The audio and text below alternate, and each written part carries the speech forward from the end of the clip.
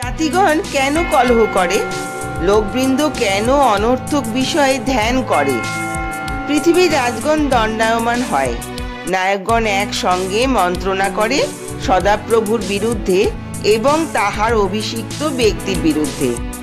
আইসো, আমরা উহাদের বন্ধন ছিঁড়িয়া ফেলি, আপনাদের হইতে উহাদের রজ্জু খুলিয়া ফেলি।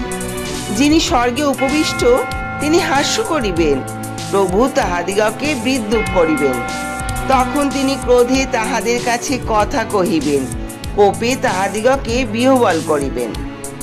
আমি আমার রাজাকে স্থাপন করিয়াছি আমার পবিত্র সিয়ন পর্বতে, আমি বিবিধ বৃত্তান্ত প্রচার করিব।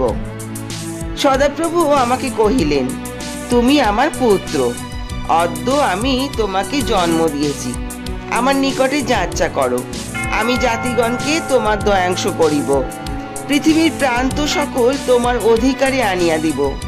তুমি লৌহ দণ্ড দ্বারা তাহাদিগকে ভাঙিবে, কুম্ভকারের পাত্রের ন্যায় খণ্ড বিখণ্ড করিবে। অতএব এখন রাজগণ বিচারক হও, পৃথিবীর বিচারকগণ শাসন গ্রাহ্য করো, তোমার সবহে সদাপ্রভুর আরাধনা করো, সকম্পে উল্লাস করো, পুত্রকে চুম্বন করো, পাছে তিনি ক্রুদ্ধ হন ও তোমরা পথে বিনষ্ট হও, কারণ ক্ষণ মাত্রে তাহার ক্রোধ প্রজ্বলিত হইবে। ধন্য তাহারা সকলে যাহারা তাহার শরণাপন্ন। আমেন।